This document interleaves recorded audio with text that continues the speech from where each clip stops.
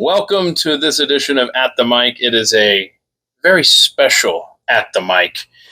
This is kind of At the Mic on the road. On the road, really, is what we're doing here. I'm your host, Keith Malinak, and if all is going according to plan, you're watching this on Halloween 2024. I'm here with Ghost Hunter Extraordinaire. Can we go with that? Sure. Yeah, that's great. Yeah, Tom Hunter. If you missed Tom Carr. Oh my gosh, I'm talking Ghost Hunter, Tom Carr. My gosh, look at me. Look at me. Take two. No, we keep going. So anyway, Tom joined me on the deep dive at the mic back in June. I think that was the first guest. Yeah. Well, technically the third guest, but the first one to show up. Yeah, the first one to show up. That's right. The other two had extenuating circumstances that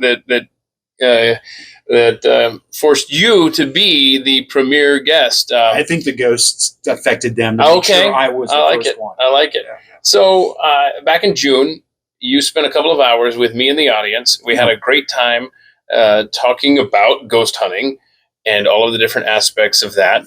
There was still plenty more to say. And now that you're in town for here at the DFW area, thought we would sit down and kind of cover some more ground that we haven't talked about. And now we have visual aids that you have brought to the party. Yeah, I did bring some visual aids. And in fact, when you and I are done talking, we're going to go on a ghost hunt here in the metro area. You've got a few places picked out for us. We'll see. We have, as of this recording, we have no idea. We could end up just be the back half of this episode could be just us walking in the dark. Yeah, and you know, typically that's pretty much what ghost hunting is walking in the dark. But you know, occasionally you get pushed, shoved, you know, or something exciting happens. So we'll see. So the location we're going to is really awesome. The history is cool. There are 3 known things about it. Okay. One of them is a hanging tree. Apparently, it was a hanging tree back right after the Civil War. You had a lot of Union soldiers that were escaping to Texas. Apparently, they were being captured and hung at this tree. Union soldiers. Yeah. Oh my gosh. Next, there is apparently a thing called the Hell's Gate. I don't know where it is. I did a whole bunch of research on it, and nobody is letting you know where it is. There's people that talk about it, but they never ever give the actual direction. And the story goes that this is an actual entrance into hell itself. Oh, I'd rather not find that. Yeah, we're not going to go look for that anyway. I mean, I got 2 of my kids that are going to join us on this ghost hunt. I don't want to do it, so we're good there. Okay. And the last, which was we're actually going to go, is called the Screaming Bridge. A lot of you guys could probably Google the Screaming Bridge and find out exactly where it is. I'm not going to worry about you guys knowing where it is right now because, well, this is not airing for this in a couple more weeks. We don't want people showing up, hiding out under the brush and making sounds that trying to. And since we'll probably both be armed, we don't want to have to call the police anyway. So okay. So anyway, the story goes that in 1961, some teenagers were coming back from a local high school dance. And they were turning to go home, and the bridge that they go down apparently got washed out. They fell into the river, and nobody was there to rescue them. They ended up drowning, but you can hear screaming occasionally at this bridge. Oh, my goodness. I did some more research on it, too. Apparently, there has been some other stories in this particular area before and after of screaming being heard in this particular area. So I'm kind of excited to see what happens. Yeah. And we'll share that with you guys. Yeah. Even if it's nothing. Even if it's nothing, we'll show you. Hey, nothing happened. Here we go. So, okay.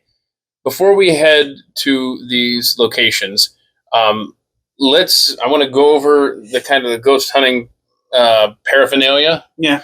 I want you to kind of describe what we're going to be using there. So I'm going to start off with the one that I've used a lot. This is called a K2 meter. And it's going crazy because there's a lot of electricity in this building. It picks up electronic magnetic fields. If you put it next to a light switch or power, it's going to pick it up. Okay. The concept is that if you take this, it should only be on one green light. You ask certain questions, yes or no questions, things like that, you know, and you can have it it'll light up to respond. Okay, so especially if we're in the middle of nowhere, where there's not any wiring or lights or anything, then that would be very interesting to see that light up. Yeah, and I think I had some really good experience with it. This is the newer one. The one that I had to put a penny in there to keep this pressed down, so it wouldn't get manipulated. This has got an on-off switch, which is really nice.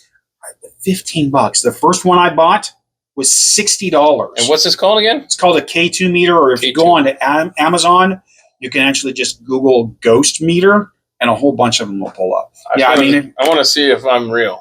I'm alive. Okay. Oh, yeah. Okay. So, all right, a K2 meter. K2 meter or ghost meter. Now, I want to go to the rest of this stuff here. No, yeah. But did you want to tell us about an interaction you had in the parking lot today with somebody? Or? Yeah, there was a couple of people that stopped as I was walking out, and they would go, "You look familiar." And I said, "Yeah, I'm sorry." He's like, "You were on Keith's show at the mic." And I was just like, "Yeah, I was on." And he says, well, he couldn't remember exactly what I was on the show for. And I said, I was the ghost. And he goes, "Oh, yeah, I love that episode. That was great." And I got talking to him and told him what was going on, and that we were going to be doing this show today. So if you're out there, hi. Very cool. Yeah. And what was his background, though? Like he didn't really say. He was just here for the show. Okay. You know what? I'm kind of conflating a couple of interactions you've had while you're here. I'm sorry. So you met a gentleman in the parking lot. Thank you for watching. His wife. Very grateful. And his wife. I'm confusing it with another interaction you had while you were here. Are we talking about the big guy? Well, no. We should tease that actually. Yeah. At some point in the future, and I bet it airs over on the Blaze. Who knows? But yeah, who knows? Who knows? Awesome. But we might have ourselves a little ghost tour, ghost hunting expedition over here at the Mercury One Museum. Cool. I got to meet Glenn, which was an epic experience. And I told him, you said good morning to me yesterday as I was on getting ready for the bot show.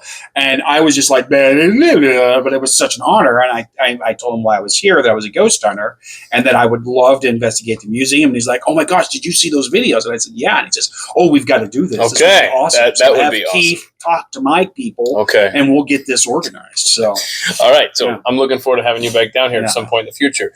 But what I'm actually referring to is another one. Yeah. When you went to, because you're in town, part of the reason you're in town is for what is it, a ghost con type thing? No, it's a sci-fi writers con. It's called PCon. It's in Dallas area. You can look it up. It's their second year, so it's kind of small. But yeah.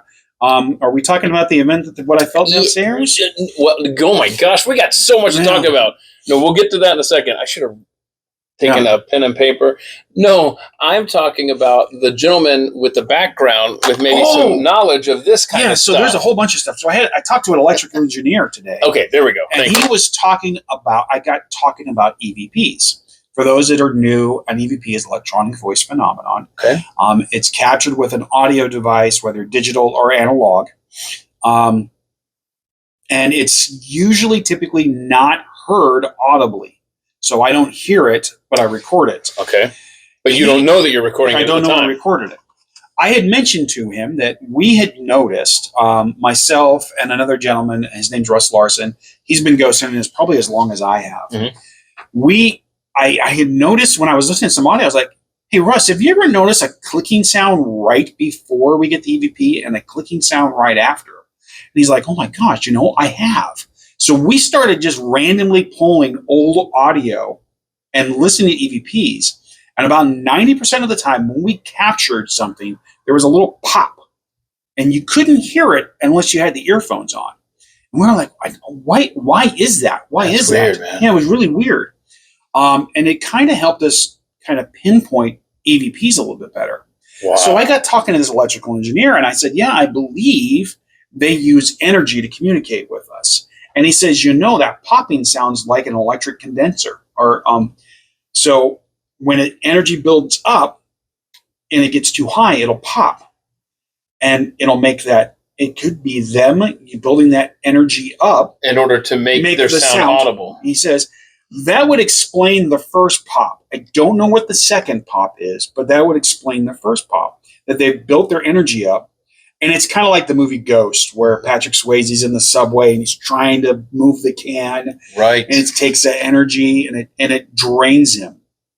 I have found that a lot of times when we do EVP sessions or we go on a ghost hunt, if the activity is really, really high, it peaks and then it just drops and is dead. It's almost as if they've just used all the energy that they can, and it's worn them out. Mm-hmm. Another example that I have is Monsters Inc. Monsters Inc. I love the movie. But they go to kids and they scare the kids so they can capture their screams with their energy. But they find that when they make them laugh or they're happy, the energy is a little bit higher. We have actually done investigations where we all just kind of sit around and just chit chat and tell jokes. And I've gotten a lot of activity. We were actually at I can't remember where it was. The Rio Grande train station in Ogden, Utah. We were doing an investigation there, and they have a stage. We were sitting around the stage, and we were all just kind of talking about everything that was going on that night, and everyone was kind of sharing their experiences, laughing, joking, and all of a sudden you start hearing things, and we start seeing shadows all around us. The activity increased. It was like they wanted to know what we were doing. Interesting. And they wanted to be involved. That's wild, man. So I've done some experiments with it before where we've gone in, we've been very aggressive, very what we call, it just slipped my mind. Proactive? Not proactive. We try to upset the ghost. Agitate them? Mm-hmm. Provoke them. Provoke them. That's the word. Thank you. We try to provoke them. Wow. And to see what the activity is. And then we've gone into the same location and we've done the whole nice thing to see which we get a little bit more. I don't have enough evidence to say which one makes it more active. I think it really has a lot to do with what you're asking, how you're asking it. Okay. But yeah, he also brought up the point that one of the reasons why we probably don't hear them audibly as often is because sound waves are a completely different energy than the digital recorder. That's interesting. Yeah. So it was an eye opener. It was really great. I would love, if there's any electrical engineers out there, I would love to talk to you about that. Yeah. Go ahead and tell us your handle. At TCarp, so T-Carp with an extra R. So TCARRP on Twitter there. On Twitter. So you mentioned something there about the popping at the beginning. That would make sense with the energy, and then maybe not at the end. It's less conclusive as to what's happening there with that pop. It almost feels like almost like a mic is getting keyed down in the other dimension and then unkeyed. Yeah. But what I'm thinking that lends credence to the way it's depicted in Ghost and to what you're talking about as far as building up that energy, it lasts for a second and then it wears them out. I wonder if that theory is accurate. I wonder if that would explain why when we do hear these voices digitally recorded or what have you through recorders, we're getting just really brief comments, little They're sentences that are like 4 or 5 words at the most, right? Most of the time, they're 30 seconds long. I think the longest EVP I ever caught is maybe 45 seconds to and maybe that would a minute. Make sense as to why we're not getting, the long scene in front of Congress in Atlas Shrugged from these ghosts, you know? Yeah, I could explain it. So, yeah, and that's interesting because you would think that if you had something to communicate to us, you would really want to just unload everything that you never had a chance to say in your life. Well, maybe they just can't get the energy for that long of a monologue. One of the experiments that I would love to do if I ever had $1 million and I could just, go to a place that's haunted, I would love to run a Tesla coil for about an hour before in a certain room, build up the energy, turn off the Tesla coil, and see if that helps the activity. Bro, you got to tag Elon Musk. Yeah. Say, hey, I've got an idea. I got an idea. Very cool. Okay, so So we talked about the K2. Yeah, we talked about the K2.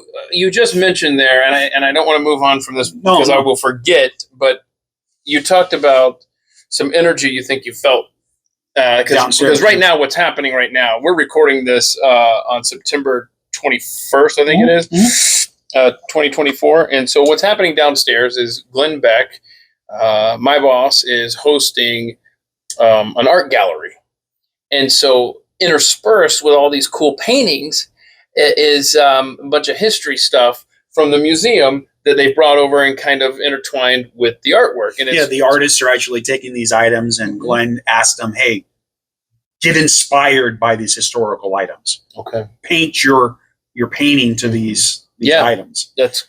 And so you were explain what happened to you downstairs. So I'm walking along, and it's kind of busy. I was going to bring my audio recorder in there and turn it on and see if I captured anything, but it was too busy. Too crowded. Yeah. Too crowded. So, but I'm walking by, and the ruby slippers are down there. Dorothy. And I just kind of stop, and I just got this cold chill, almost like, and I've used the analogy on the show before, like a car mechanic.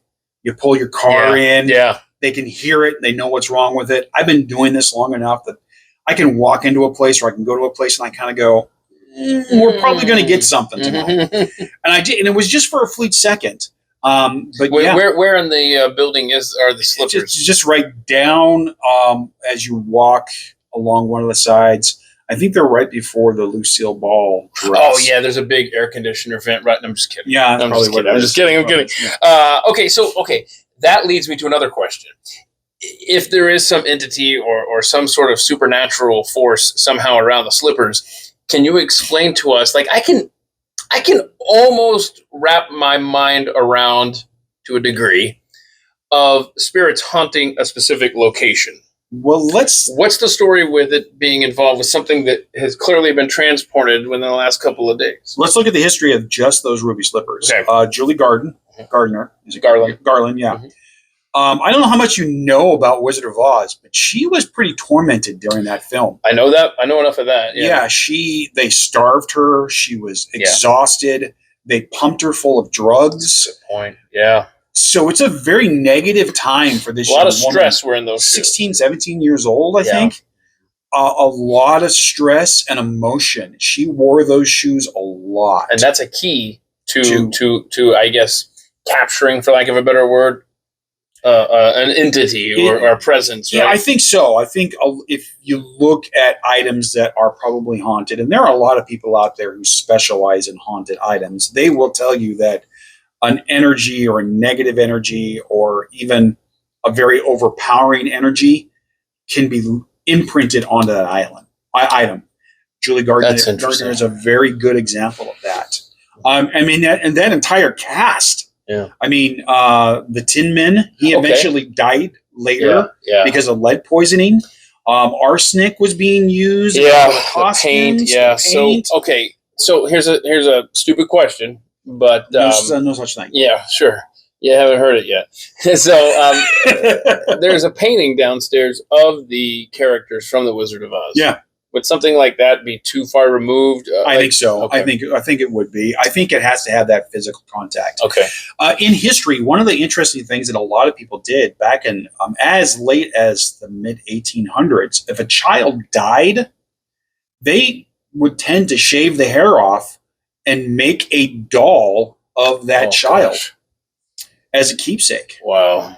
How many of those dolls could still have part of that person's energy in it? Go to some very old cemeteries, and you will actually see a really good example. I investigated, or I actually got to explore Hollywood Cemetery, where Johnny Ramone is buried. I'm a big Ramones fan. So I got a picture with me next to his gravesite, and it's this huge statue of him playing a guitar. It's really cool. But there is a tomb site in there, and you go walking in, a mausoleum, and there is actually a window with a little doll inside with that child's hair in it. Whoa. That was pretty common to do, or they would have a doll buried with that child. And sometimes those dolls or those toys would make their way back out of those and into the general public. Also, too, if you think about something, a lot of people when they lose a loved one, they cling on to certain items, clothes or blankets or something that person wore. There are stories of women and even men taking clothing of their dead spouse and putting it in something to keep it airtight and pulling it out every now and then just to have that smell, that memory. Uh-huh. Smell is probably one of the strongest memory triggers that we have. I think spirits know that. I've been to a lot of locations where we've had strange smells and no experience, no reason behind it at all. And we're not talking like a heavy bean burrito from Taco Bell. We're talking smelling sea salt in the middle of Utah. I mean, yeah, we've got the Great Salt Lake, but smelling that stuff. Maybe they're triggering that memory. I remember doing an investigation at an old time village that was set up to be like a museum. You go into it. They walk you through the old buildings. We walked in the kitchen, and both me and the guy that was with me go, "You smell apple pie?" And we actually had some activity in that room. Oh, so maybe they use the scent of smell to kind of trigger that memory for us as well. Boy, that's wild. Yeah. Okay. But yeah, I definitely, if we get the museum, I want to. That's going to be the first place you go. Is right, the Ruby Slippers. Ruby Slippers. Yeah. One of the things, my daughter, who's going to join us on this ghost hunt tonight, she and I were talking about a ghost hunting kit. Okay, and I said, what are some of the items that I should put in a ghost hunting kit? And her suggestions were salt, a lighter, something made out of iron, and what was the other one? I forgot the other one here. So a fire, like a lighter. Yeah, a lighter. Yeah. What did I say? You said a lighter, salt, and iron. And what was there was a fourth thing. Anyway, how do those sound to you? So here's an interesting thing. She's watched way too much Supernatural. Sam and Dean. I told her what you said, and that is spot on because yes, she does. Yeah, I am a big fan of Supernatural. They did get some things right, but I thought. But salt actually comes from history as being a preserver. Okay. Salt was also used as a medical thing. Drinking salt water or putting salt on a wound. And I think that's actually a good friend of mine. Her name's Heather Joseph Whittam. I've given you hers. You should have her on your show. Right, She's a folklorist. Uh-huh. She actually was on one of my shows, and we talked about that. And she says it's basically because it was a preserver. People thought if it protected meat and other items, it's going to protect us as well. That's where the whole urban legend or the whole idea behind salt comes into play. Okay. Iron. What would it do on a ghost hunt? They say that a ghost can't cross salt. On Supernatural, one of the funniest jokes on Supernatural is they're being chased by ghosts, and Dean goes, "In my bag, there's a thing of salt. Make a circle with the salt and get in it." And the guys are like, "In the bag? No, in the circle of salt. And a ghost can't cross the salt." And the show, too, they line windows and doorways with salt so the ghost can't come in. Okay. And it goes back down to that whole urban legend of salt's a preserver. It's going to protect us. It protected meat. It protected other items, so it must be able to protect us. Okay. Same goes with garlic. Okay. Garlic against vampires. A lot of people are like, where did that come from? It is really simply the fact that garlic was used as a medicinal purpose. Oh. And people would eat raw garlic to make themselves feel better. They would put garlic as a protection. And that's where a lot of these stories come from. I've never ever done the salt thing on a ghost hunt. Iron is a different thing. Iron is iron bars and iron windows protect us from the bad guys, so they must also protect us from the evil. That's where that comes from. Okay. The lighter, I have no idea. Okay. Maybe. No idea what the lighter is. We have actually done some interesting experiments with candles. We're going to talk light. Setting the candle down, turning the flame on, putting a piece of glass over it so the wind can't affect it, Okay. and asking ghosts to manipulate the flame. And we've actually seen the flame move. Nice. Yeah. That reminds me. Now I remember the fourth thing. It was gasoline. What's that all about? Just in case you run out of gas, I guess. I don't know. I have no idea what that one is I don't either. know. Unless I was hoping you would. Oh, I know what she's talking about. If you find a dead body and it's haunted, you're supposed to pour the gasoline on it, throw the lighter in, and burn the body, and that's supposed to send the ghost to the other side. How about I just call the police? That's another supernatural thing. Yeah, total supernatural. Yeah. Okay.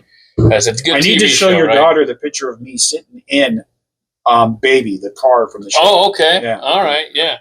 And by the way, you can stream this Supernatural show. I've talked to my daughters about it. I think they said there was like 17 seasons or something. 17 seasons. It's a great show. Wow. It's a really good show. So can we talk? Did you have something else there? I wanted to bring up, so there is a thing that if you feel like you're going to be freaked out or you're scared on a ghost hunt and you want some protection, there's some things that you can do. I like to use, have you seen the movie? I don't know if we talked about this last time, the movie Bolt, Disney's Bolt. Did we talk about that? I don't recall. So the little dog, right? The little dog, yeah, but he has a little hamster, his little hamster buddy. And when his hamster's in his little hamster ball, he's like Superman. Nothing can affect him. I tell people when you go on a ghost hunt, imagine you're in a giant hamster ball. Drill some holes in it so you can breathe. And if you believe here and here, nothing can get through that hamster ball, most likely nothing will. It really comes down to your own personal faith and your own personal beliefs. I'm not guaranteeing that it'll protect you. I'm just saying that you've really got to think about those things and kind of build up some shields to protect yourself. Wow. I tend to not have a shield because I want to be the target. Because one, it takes a lot to freak me out. And two, I would much rather have a ghost attack me than attack somebody who's never been on a ghost hunt before, who's really new to it, who could be a great ghost hunter, but because they get freaked out so quickly, they never want to do it again. So, but you want to experience the shove in the back. Yeah, I'm kind of weird. Okay, so you brought another little gizmo here. So this is a new one. This is another EMF, another electronic magnetic field detector. I haven't used this yet, so we're going to try it out tonight. So okay, you said how much did this cost? Right $15. $15. This was, I think, 30. So what's the difference then? If you're describing the difference between these two, the biggest difference between this one and this one is that it actually does temperature. It monitors temperature. This doesn't. K2 electricity. EMF, electricity and temperature. This one is an EMF, EMM04 EMF Tester, electronic magnetic field. Okay. So it does temperature. It monitors different frequencies of EMF. This only does, I have to look here. It only does one type. This one does MG, UT, and VM. This one only does VM. Have you ever had both of these things going at the same time? Where they're freaking out at the same time? We're going to do that tonight. Okay. All right. Now, what would be wild is that they both were. So I have had 2 or 3 of these sitting next to each other, and I've only had one go off. Then we'll ask, do the one on the left go off and the other 2 don't? Do the one on the right, and then we've asked all 3 of them to go off, and all 3 of them do. So that's a great little kind of fun experiment to do. That's creepy. So yeah, like I said, I haven't used this one before. Tonight's the first night I'm going to use it. I'm kind of excited to see how it works. If it doesn't do anything, it doesn't do anything. If anything, it's got the temperature, and we can ask to see if we can get the temperature to drop. And with it being 90 some odd degrees out in Texas tonight, it'll be nice if we can get it down to 70, 75, just in a small little area. So true. Yeah. Okay. Anything else that we need to cover here? This is my digital recorder. Okay. So I was talking to somebody about it today. I started with analog, an old tape recorder, an old reel-to-reel, and I've slowly but gradually moved to digital. A couple of reasons why. One, it's a little bit less expensive. 2, it's easier to transfer over. With an audio tape, you got to plug it in and move it over to a computer. Yeah, because let's pause for just a second. Because when you started your ghost hunting fun, I assume you only had access to analog. It was 89. Right? I was 87. Sure. Okay. So as you get ready to describe this digital recorder you have here, I think you probably were about to. Can you explain the difference and which have you had more success with, analog or digital? Yeah, so that's what I was going to bring that up. I interrupted. Sorry. No, you're all right. So it's interesting. I was talking to the guy today, and he asked me that very same question. Well, which one have you had more success with? I said, it's funny. We noticed, and this is going back to my friend Russ Larson, who's been doing this as long as I have.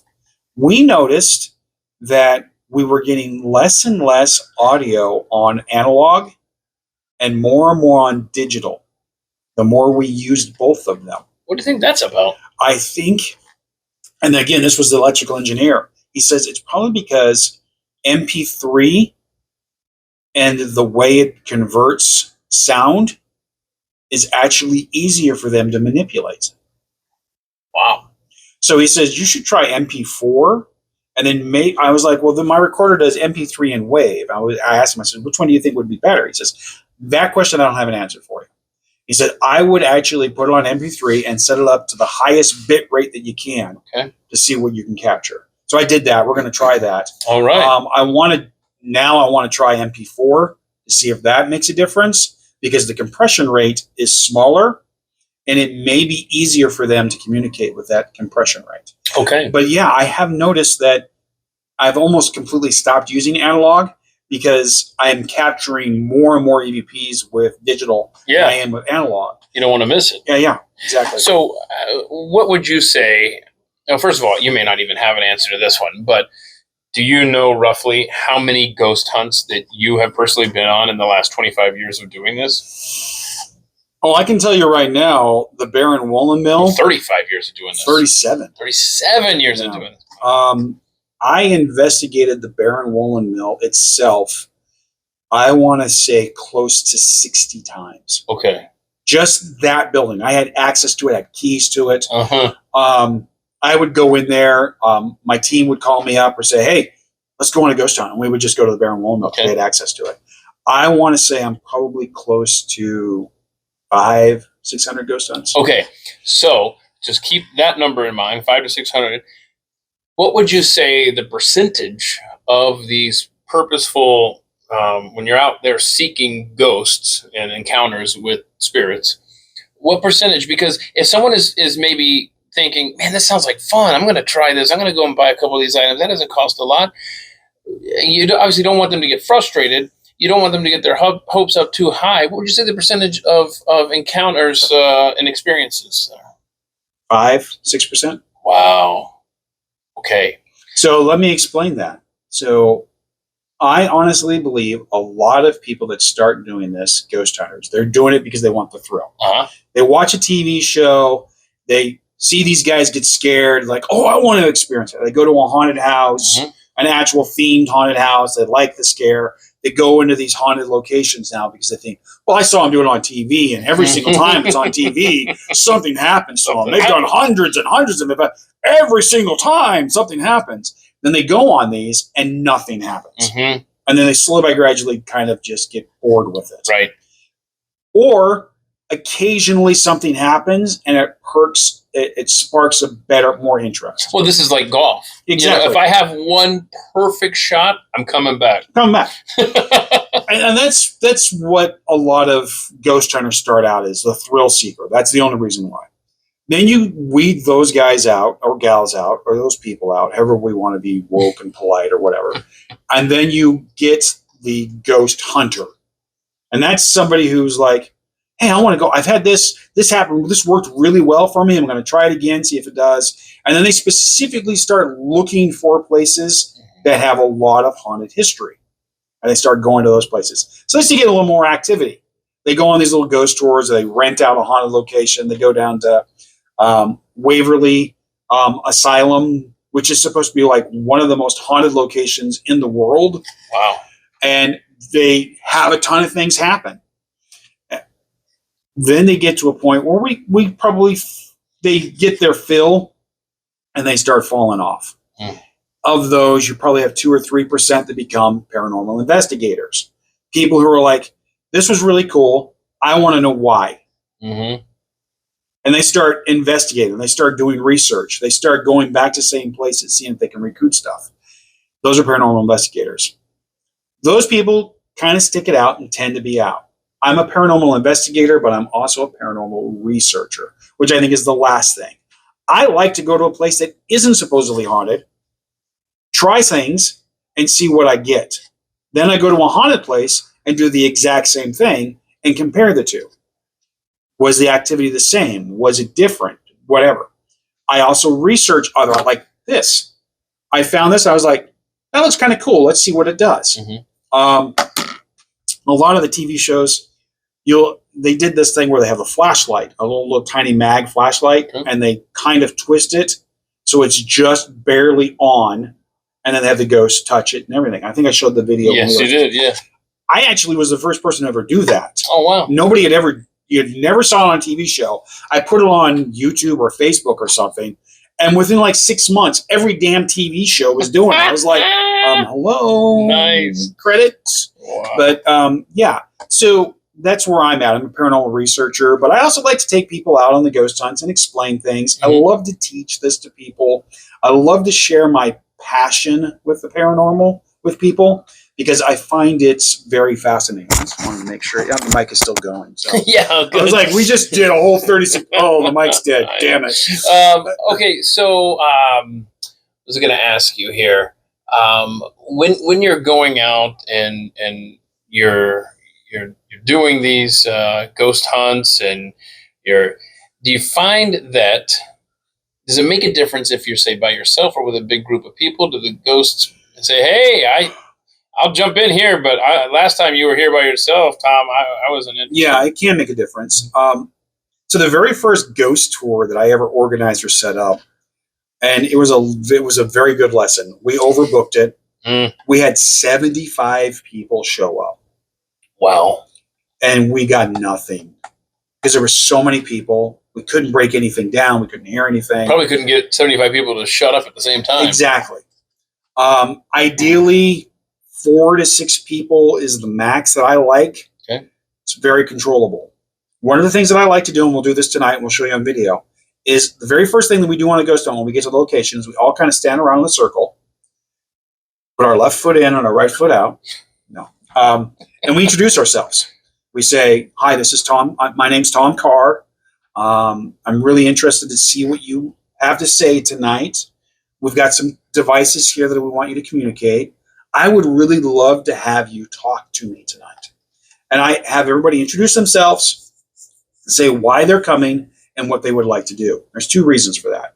One, it kind of loosens everybody up, kind of that intense. I'm excited going on my first ghost hunt or going on my 5th ghost hunt. I'm really excited about this. Heard some really good things. 2, it gives me a voice track.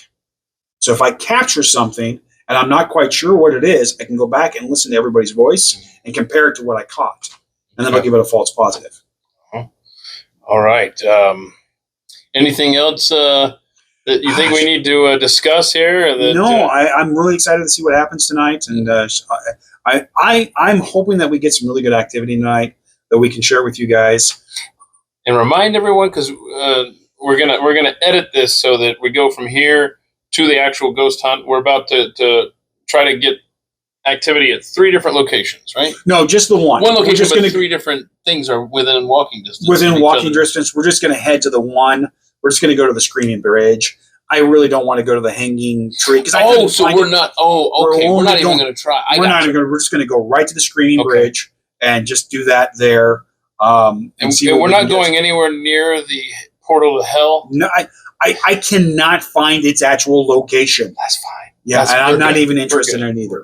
Okay, so the one place that we are going to be visiting is this Screaming Bridge. Yep. Where in 1961, a group of teenagers driving home from a dance, their car hit a washed-out bridge. They fell into the creek below or the river. Apparently, they were screaming to try to get out, and they ended up drowning. And we're going to see what there's actually, I found the newspaper article about it. Oh, wow. So it wasn't some made-up story. Okay. Because a lot of these urban legends, that's what they are. They're, I heard that somebody got hung in that house.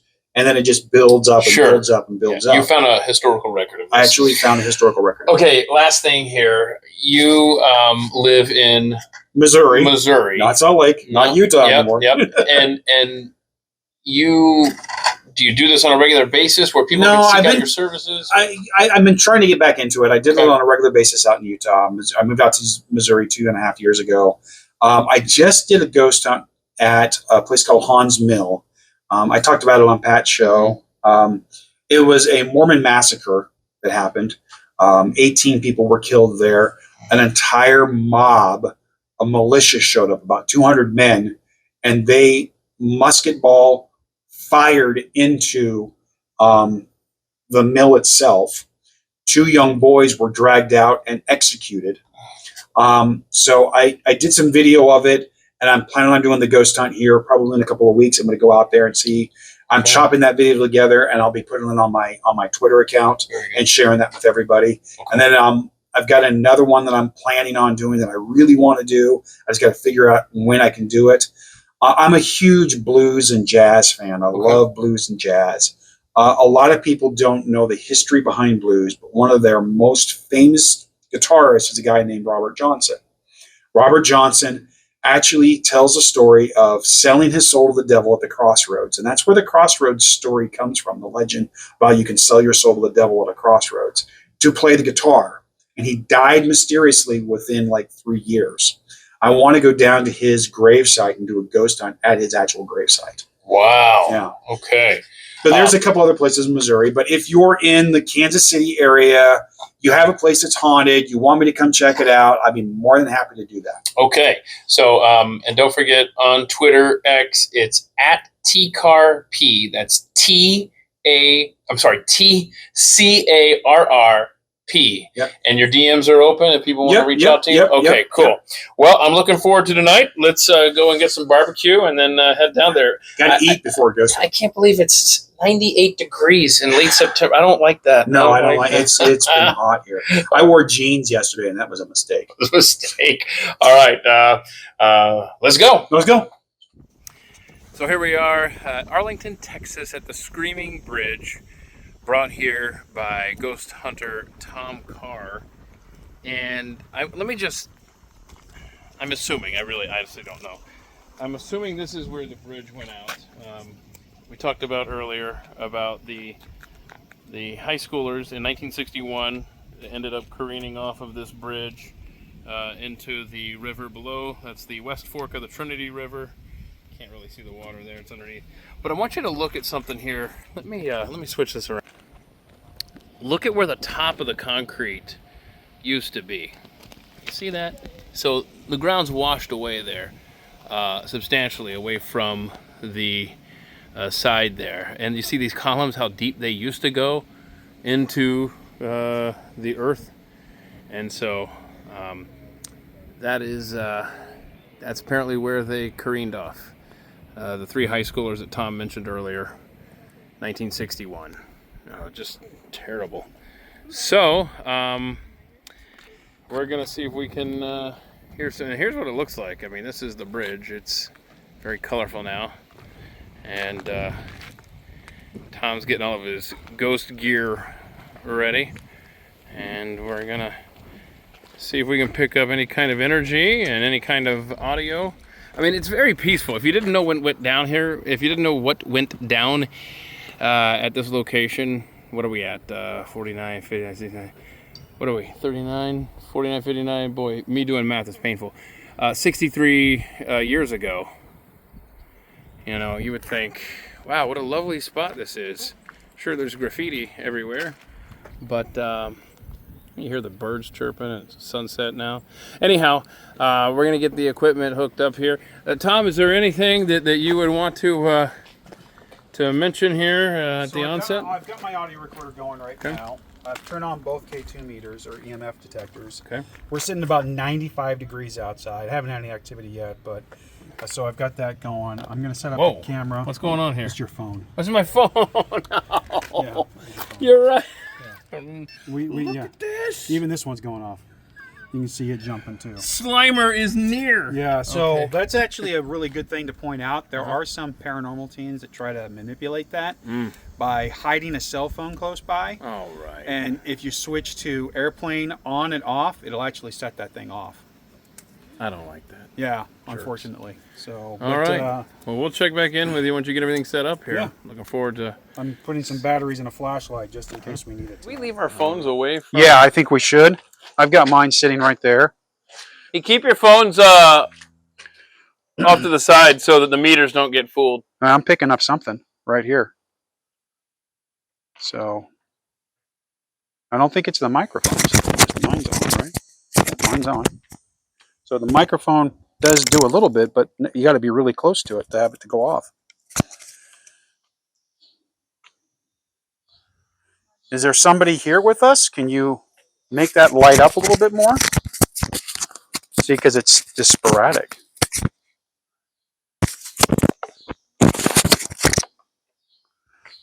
If you're here with us, I've got this device in my hand. It's black, if you can see it. If you come up and touch it, it'll light up. You got to do better than that. You got to pull some energy and really touch it hard to make it light up more. So I'm going to get this one too.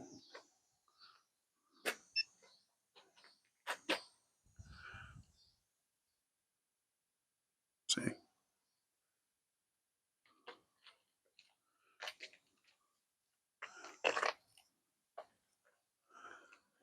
Let me lean in with this microphone here. So if you go all the way, but if I get all the way in, touch it turns to red. Turns to red, but okay. So what I like to do when I start a ghost hunt, and we are recording, is kind of everybody just kind of introduce themselves, say your name, and what you hope to see tonight or what you hope to experience. Okay, and I'll start off. Tom Carr. If there's anybody here with us tonight that would like to communicate with us, we'd love to hear from you. I've got several devices that will allow you to communicate with us. Over by my backpack on the wall, there's a little recorder. It's a square little black device that will allow you to talk to us. But you've got to be very clear and loud for us to hear it. I also have two devices in my hand. They both, if you touch them, will light up.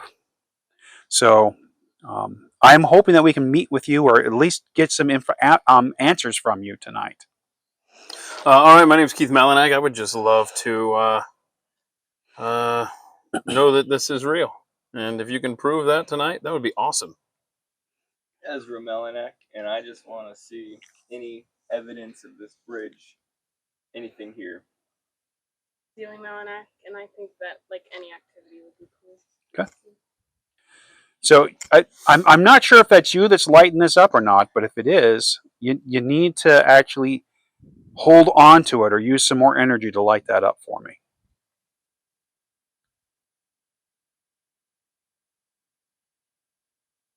Did you already explain before you started rolling? No. So yeah, it's very good. Let me point that out. So the K2 meter, the concept is if you see this, you see the green light. We believe that if a spirit touches this or gets close to it and uses the energy that they have, it can light up. This one is just an on-off switch. So you turn that on, turns on, lights up for a second to let you know, and then it goes right to the single green light. This one here is new. I haven't really used this one yet. So it measures, it actually gives you the number of the EMF level. Is it a wasp? Yeah. Oh. So we are currently sitting at 95 degrees outside, and neither one of them is going off right now, but we've had a little activity. It's still light out, yes. I actually believe that you can ghost hunt any time of the day. It's just a little more fun at night. Adds that creepy aspect to it that we all like. So we're going to maybe let the sun get down a little bit more, try to spark up a little bit more activity and see if we can get some things going. And then hopefully we can actually get this thing going. Because I actually think we might be getting something. I'm not really feeling anything yet, but this has gone off and I can't explain it. So what if you went down here? Yeah, I think we're going to move down there to where a little bit closer. Maybe they're just having a harder time getting to this part of the bridge. I don't know. So we'll be right back. I think that's where the car went off. Car went off down there is what it appears. All right, so let's talk a little bit about what we believe happened and what I found out. It was late at night. They were coming back from a high school dance. 4 kids in the car, 2 girls, 2 boys. They were driving on a back road back down here. So if you actually drive around, you can get to the road that's over there. Oh, wow. And come this way. It's blocked off now. According to Google Maps, you can't drive up to this point, obviously for safety reasons. Mm-hmm.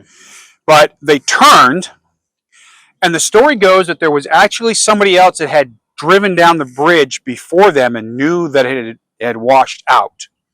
And he had pulled over to the side, and he saw the kids coming. It was raining pretty heavily. So the first driver's up here, rainstorm. He realizes that when he went across, it probably washed out the bridge, so he stops. They come this way, and they're probably looking ahead. And he's trying to stop them. Okay. And they go in. Water level is really, really high. The story says that they had to actually have rescuers go in to pull them out of the car. So they went in head first. And if you can just imagine that car coming off of that, if this was washed out, coming down and landing, I mean, this is pretty deep. Well, I'm looking here, and I showed it on a video earlier that we probably edited in, but that's where the bridge was, where that flat, right? Because look how deep the concrete goes down, but there's still a gap. So it's obviously been washing out for the last 60 years. Yeah, and if you look, too, the water level up here, right, you can see that at one point the water level was pretty high up here. Right. So you've got a car that's coming fast, teenagers. They go over and they go in head first into this water. And I mean, that's it. They're perpendicular. Yeah. The guy on the bridge says that he hears them screaming, and he's trying to get to them, but the water is so heavy, it's rushing so fast, and it's raining. There's nothing he can do other than go and try to get the police. So he actually ends up leaving and then coming back, and by the time he comes back, it's too late. Now, there was one who survived. Okay. So, according to the news article that I found, there was one who survived. Okay. So 3 dead, 2 girls and 1 boy. Okay, and then 1 boy survives. 1 boy survives. And I'll find the article when we do the... So what we're going to do is we're going to videotape this, obviously, and then Keith and I are going to meet up afterwards and talk a little bit about it. We'll share that with you guys. I'll find the article. Yeah, find the article. I'd love to know if this guy's still alive. Yeah. And, I mean, it's, well, 60, I don't know that he'd want to talk about 50, it. 60, 80s? maybe 80s. Yeah, I don't know. So, and we'll talk a little bit. I'll have the names and stuff like that as well. So... Okay, so these are your meters here. Yeah, not really feeling much yet. I don't know if it's just working on activity or what. Temperature's dropping down, though, which is good because it's really hot. Go ahead. I want to see. So if there's anybody here with us, we'd love to have you touch that green light and light it up for us. I'm showing him the green light down there. Just come up and touch it. I might add around my neck is my digital recorder, so I am actually audio recording this as well. So if we get any EVPs.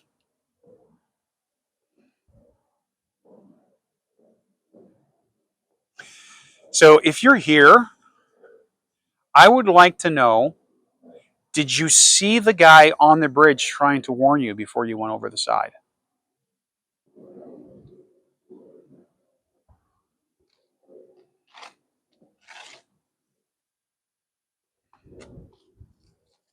I know.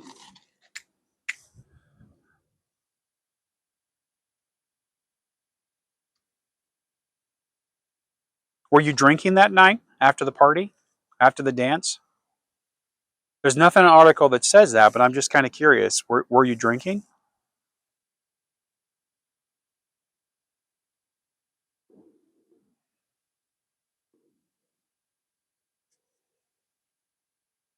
We've got 2 devices here that will let you talk to us. 3. 3, actually, yeah. 3 devices. And we've got these little fuzzy things on our chest here. You can talk into those as well.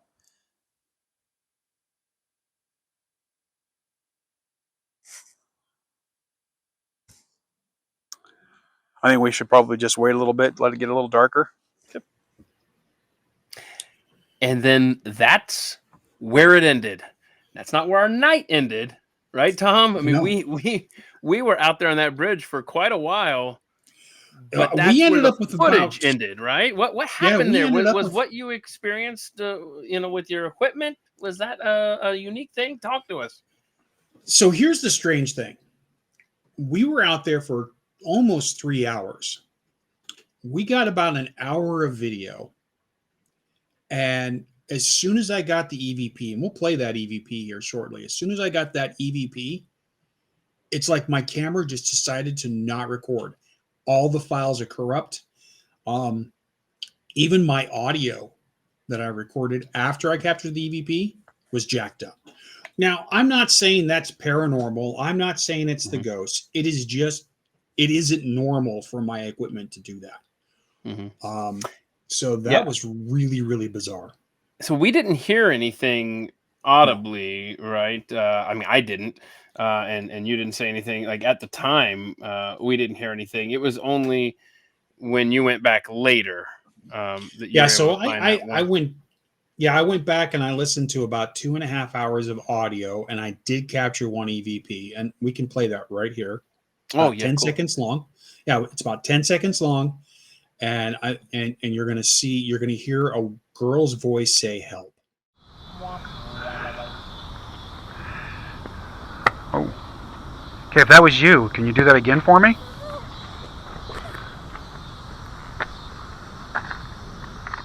So yeah, you hear a young girl say help. I'd love to hear what everybody out there hears, because my ears always aren't perfect. So if you hear something different, let me know. And I'm going to look to see if I can upload the audio from our investigation onto X, so you can go to my page and download it yourself, and everybody can just listen to it and see if they capture anything. Yeah. So that is interesting, though, that your equipment failed. I will tell you that it's likely just my presence, because anytime I'm around electronic equipment, I mean, it's a fact in my life. There's some issues with me, so I guarantee you it's me. But who knows? Maybe it was something more sinister than that. I will say it was a fun experience. Like I would do it again. I would totally do it. That's the thing about the TV shows, is that they make it look like every single time they go somewhere, something happens. And all the years that I've been doing this, 37 years, there have been multiple hundreds of times that I've gone in and wandered around and absolutely nothing happens. Captured no audio, had no personal experiences. And I'll be honest, when we were there, I wasn't really feeling anything either, because I can kind of sometimes I've talked about that before. I talked on Pat's show how I kind of can sense it, like a mechanic can just listen to your car and know what's wrong. I can feel that. And I don't know if it could have been the day, it could have been the time. I do have the information on the site. So it's called the Screaming Bridge in Arlington, Texas. And it says there have been several investigations there. Local ghost hunters and other people have heard what they think is girls screaming. So on February 4th, 1961, a car filled with 6 Arlington teenage girls plunged off a burned out wooden bridge where the Arlington Bedford Road was. Apparently, they were returning from a high school, and they were joyriding approximately 45 miles an hour, about 9:30 at night. It instantly killed Mary Lou Goldner. She was 16, and Claudia Jean Reeves, who was 17. By 2 a.m. Sunday morning, Kathy Fleming arrived dead, or it says arrived dead on arrival at the Baylor Hospital, bringing the total deaths to 3. Injured were Donna Post, Dorothy Ebsen, and Joanne Anderson. So I've gotten some different stories. I heard that it was 2 girls and 2 guys, but doing some more research, actually finding the news article, it was just girls in the cars. So that brings up an interesting point too on a lot of ghost haunted locations. How they kind of change throughout the years. A really good example of that in Salt Lake City. There's the Grande, which is in downtown Salt Lake. It's the old train station. There's a story of a woman who is seen walking through the place. When I was a teenager and I investigated it, she was wearing purple. Now she's the letter of the woman in blue. And it is slowly throughout 30 some odd years, the story has changed. It's kind of like playing operator, with a little old phone on the string. The more you tell the story, it gets it just explodes, and that's a lot of these haunted locations and a lot of places that I've investigated. Is it takes a lot of digging, and like I said, I the original story said, or the one that I found said 2 boys and 2 girls. Yeah, that's what we thought that night. Yeah, I ended up finding the news article, doing some digging to the actual story. So it's an interesting history. Yeah. I really liked it. I wouldn't mind going back there and Sure. maybe trying maybe a little bit later or even. And I Go ahead. Yeah, I was just gonna say I'm with you on that bridge. It really just kind of felt like we were in a secluded location. I didn't feel any supernatural activity. I would have loved to experience some of the things that you've experienced in the past. But I'm not going to be disingenuous with my audience ever and just make up something and tell them, what people maybe want to hear on Halloween. It just wasn't the case when we were at that bridge. But I thought it was, and I hate that this video got corrupted. But there was a time when I walked up to the meter and had my cell phone in my pocket. You remember that? I mean, this was So interesting. And it's partly my fault. I typically tell people that make sure your phone is either in airplane mode or away, nowhere near the equipment. So here's my K2. Okay, yeah. And I'm going to let it cycle so through. we sat that on the edge of the bridge there, right where the where it would have fallen off there. Where and it's going off right now because of all the electricity or the electronic stuff that's in here. But if I put my cell phone next to it, it's just going to go crazy. Yeah. See, look at that. And look how it's pegged out there on the meters, because that night we had it sitting there and it was on just the one dot. It was just kind of hanging out there doing nothing at all. And then I walked over with my cell phone in my pocket, and then it was going all the way to the end there on the red. And I guess it could be easy to maybe fool people on a ghost hunt that you have a tour that's paid good money and we want to believe there's something here, and I guess we demonstrate right there how it's easy to kind of try to pull one over on people. So here's the thing too that I would like to say: if you're going to go on one of these ghost tours, because they're all over the country now, they've become extremely popular thanks to the TV shows. I've done the tours myself. I've taken people through the Bear and Woolen Mill. I've taken them through other places, haunted hotels, things like that. They're good fundraisers for historical sites. They're a good way to kind of experience ghost hunting. Unfortunately, it's also it's a moneymaker. So they pack a bunch of people into this tour, and you're not really going to experience a lot on the tour. It can be fun, but then again, you have to think this place is using this to gain money. Yeah. What could they be doing? And I'm not saying they are. By any means am I saying that these historical sites are faking anything. Sure. But there have been some places that had some of the TV shows that have been caught faking stuff to try to promote themselves and make it a little higher, which is also kind of sad because those places could actually be truly haunted. And now they've gotten a bad reputation of faking stuff, and nobody's going to want to go there. And I could see how you would want to do that to make people want to come back or to spread via word of mouth. But in addition to just being dishonest, you're also painting that historic site in a different light than what is necessarily the truth. And and here's another theory that I have, and it's a theory, but could there be a ghost there? And they're starting this fake story to try to promote something, and the ghost starts actually believing what they're hearing, and somehow starts pretending to be what they say they are, just for the attention. I don't know. So you're saying the ghost is playing into the fraud too? Yeah, exactly. Yeah. Okay. Like, sure. Okay. You know what? You guys won't leave me alone. I guess I'll just go ahead and play along. I actually saw a post today on Twitter. Somebody was just like, all the ghosts are in the cemeteries going, will you just let me sleep? These damn Halloween tours are driving me nuts.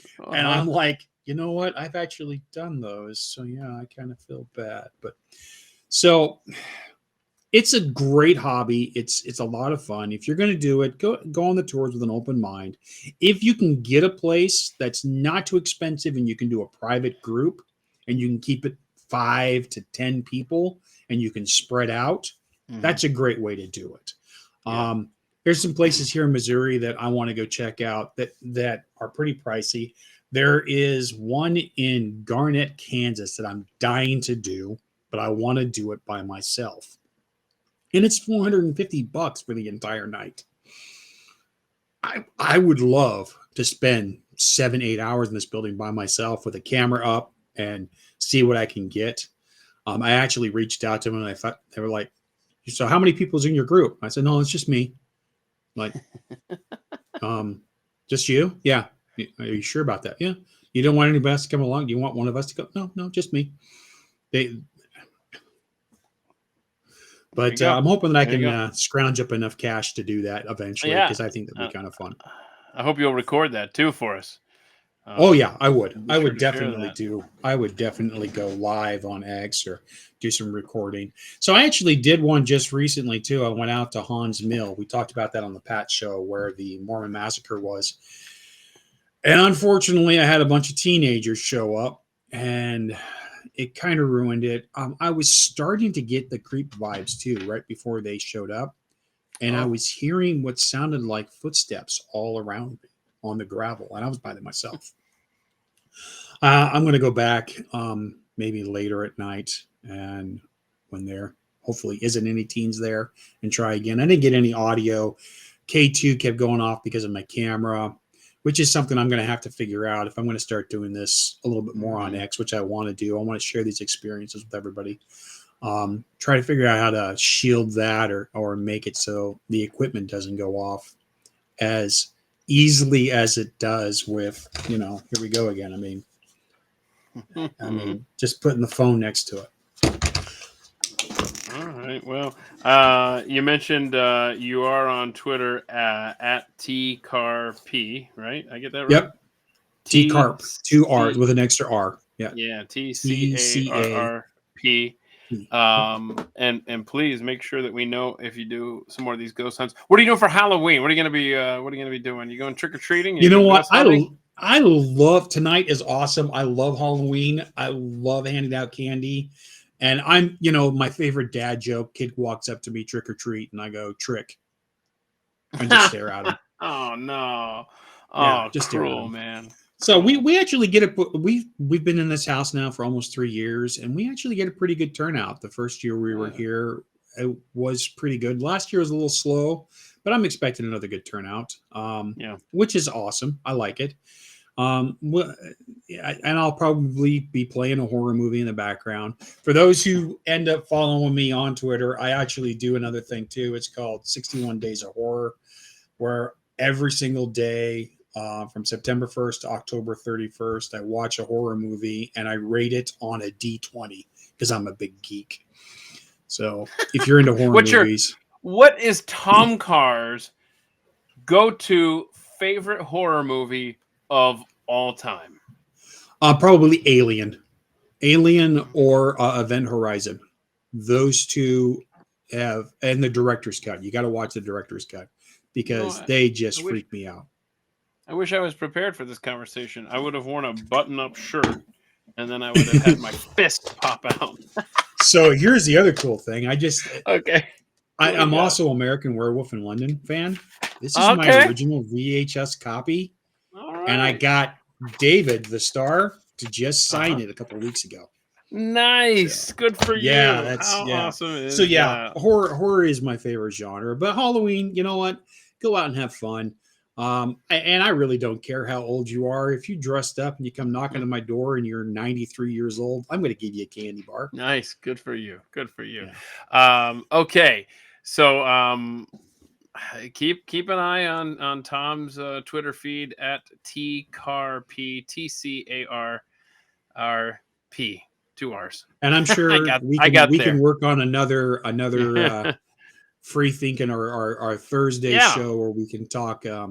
And You know, yeah. we could talk darker stuff. We could dive into some of the darker stuff if you want. I've had Okay. some what I would consider demonic experiences. Well, You we'll know, do that. we could really get into that if you'd like. Okay.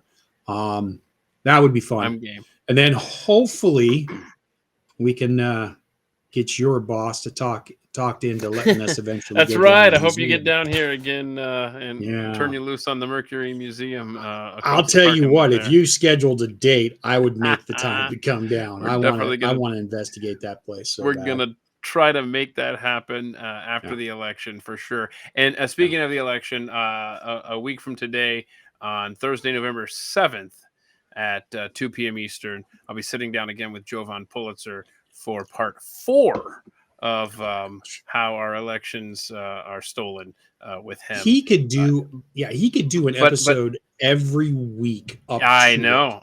I know, but here's hoping the mood will be a little bit lighter than maybe it could be on Yeah. Thursday. So hopefully Yeah, it's that's just kind true. of like here's where the fraud was, but woo, we overcame. So we'll see. We'll see Yep. coming up a week from today here on At the Mic. Well, Tom, any closing thoughts here before we go and start hunting down candy and ghosts? If you're in the Missouri area, the Kansas City area, or even close to the Kansas City area, and you've got a place that you want me to check out, send me a DM. We can work something out. I would love to come check it out. I'm about an hour from Kansas City, but I'm even willing to go down to St. Louis for it. Anywhere in the state of Missouri or Kansas, I would love to do it. And go out and vote. Okay, I know we're talking ghosts. I don't care who you're voting for. I don't care. I want to see record numbers on this and bring somebody with you. So there you go. All right, brother. Well, it's always great talking to you, man. This is the second one of these episodes we've done. So this is the second. I look forward, yeah. I look forward to doing another one in the future for sure. And we'll get that thing scheduled here in Dallas as well. Thanks, everybody. Again, like Tom said, go and vote. And go trick or treat as well. Happy Halloween from both. Hand out some big candy bars. And myself. Hand out some big candy bars. None of the little things. You're right. Yeah. Yes. See y'all. See ya. Happy Halloween, everybody.